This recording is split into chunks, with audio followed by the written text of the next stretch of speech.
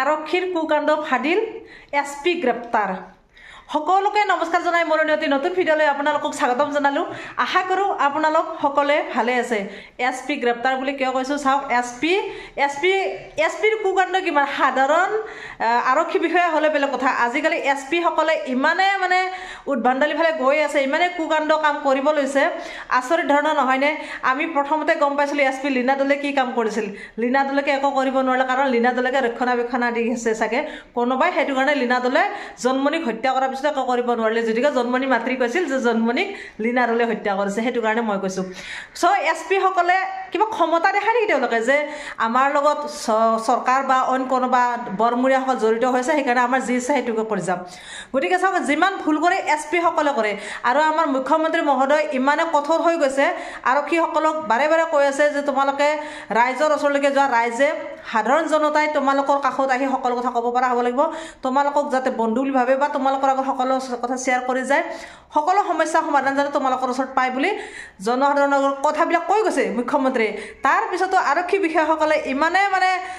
ভণ্ডামিৰ ফালে গৈ আছে খোজ খোৱাই হওক বা যৌন নিৰ্যাতনৰ ক্ষেত্ৰতে হওক কিবা কিবি আমি পাই আহি আছোঁ আৰক্ষী বিষয়াসকলৰে বেছি কুকাণ্ড হয় না এতিয়া দেখিছোঁ চাওক সেই যে গোলাঘাটৰ SP ৰাজেন সিঙে কি কৰিছে এগৰাকী কৰ্মচাৰী চৰকাৰী বিষয়া বন বিষয়া তৰুণ গগৈ তেখেতক ইমানে মানে চুৰ ডকাইতৰ নিচিনাকৈ তেখেতক ইমানে বেয়া ব্যৱহাৰ কৰিলে লাষ্টত কি কৰিলে কহা আৰক্ষী গৈ পিনে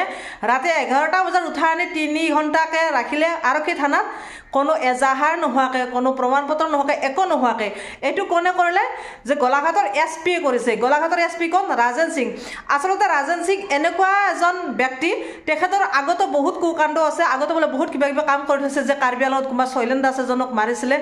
যে মদৰ সুৰাত ৰাগিয়াল হৈ পিনে এনেকুৱা কাম কৰিছে কোকৰাঝাৰত কৰিছে গতিকে আজি গোলাঘাটত কৰিছে এতিয়া চাওক তেখেতৰ কথা গোলাঘাটবাসীয়ে কৈছে যে ৰাজেন সিং ভাল ব্যক্তি নহয় তেখেতৰ বহুত বেয়া কাম কৰি আছে আৰু যিজন বন বিষয়া তৰুণ গগৈ তেখেত সঁচাকৈ ভাল নিকা শুদ্ধ অন্তৰৰ ব্যক্তি তেখেতক আমি ভালকৈ জানো গোলাঘাটবাসীয়ে স্বীকৃতি দিছে তৰুণ গগৈ ভাল কিন্তু ৰাজেন সিঙৰ কথা বহুত বেয়াকৈ কৈ আছে মন্তব্য দিছে আৰু তাৰপিছতো ৰাজেন সিঙৰ হৈ কি কৰিছে আজি হিমন্ত বিশ্ব শৰ্মা মুখ্যমন্ত্ৰীয়ে টুইট দিছে আৰু ইপিনে DGP মহোদয়ে গৈ ক্ষমা খুজিছে আৰু ৰাজেন সিঙক কৈছে যে তুমি গৈ ক্ষমা খোজা হে ৰাজেন সিং যিজন ৰাজেন সিঙে ফোন কৰিছিল বন বিষয়া তৰুণ গগৈ কৈছিল যে 5টা টিকট লাগে তেওঁৰ হেনো পৰিয়ালৰ কোনোবা যাব তেতিয়া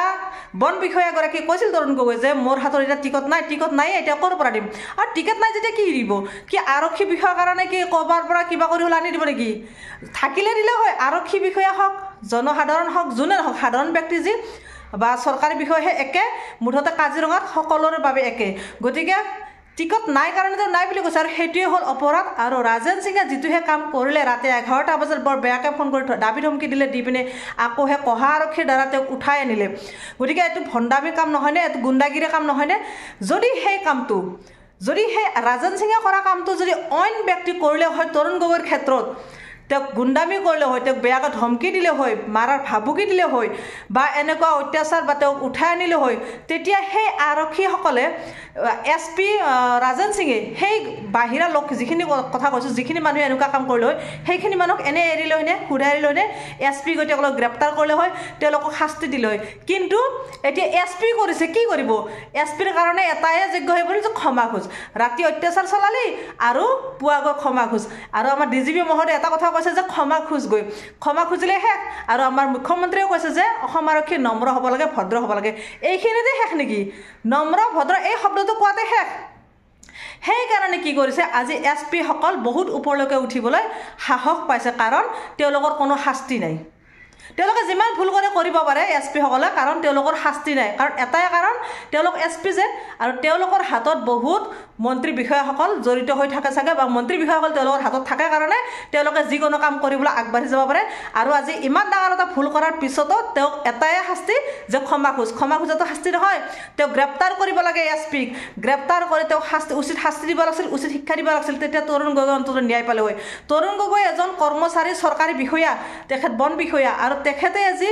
ইমান আৰক্ষী বিষয়াৰ হাতত ইমান হেৰি হ'ব লগা হৈ গ'ল, কষ্ট খাব লগা হৈ গ'ল, বদনামী হ'ব লগা হৈ গ'ল, বহুত দুখ লগা নহয়নে? সেইকাৰণে গোলাঘাটবাসীয়ে কৈছে যে এনেকুৱা এছপিৰ পৰা আমি কি আশা কৰিম, এনেকুৱা এছপি আমাক নালাগে, এনেকুৱা এছপিৰ পৰা আমি আৰু ভৱিষ্যত একো আশা নকৰোঁ। কাৰণ বন বিষয়া তৰুণ গগৈ ইমান ভাল সৎ সাহসী নিষ্ঠাৰে কাম কৰি যোৱা, সততাৰে কাম কৰি যোৱা এজন বন বিষয়া তৰুণ গগৈ আমি পাইছোঁ। গতিকে আমি তেখেতক জানো, কিন্তু ৰাজেন সিং বহুতে বেয়া মানুহ এজন, তেখেতৰ বহুত বিৱৰণ আছে, বহুত কলংক আছে, আমি গম পাওঁ। গতিকে ৰাজেন সিঙৰ পৰা আমি আৰু কেতিয়াও আশা কৰিব নোৱাৰোঁ। ৰাজেন সিঙক উচিত শিক্ষা দিব লাগে, কিন্তু উচিত শিক্ষাৰ নামত কি দিলে? ক্ষমা খুজিব দিছে। এইটোৱে শাস্তি হ'ল নেকি? আচলতে এই কথাখিনিৰ কাৰণে যে ক্ষমা খুজিব দিলে, এইখিনিৰ কাৰণে তেখেতে হ'লে কি সাহস নাপালেনে? ভৱিষ্যতে আকৌ কিবা বেয়া কাম কৰিব, কাৰণ তেওঁৰ সেইটো অভ্যাস।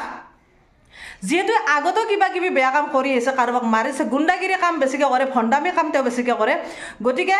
আজি ক্ষমা খোজাৰ লগত সেইটো শাস্তি নহয়। তেওঁ সাধাৰণ মানুহ এজনক বা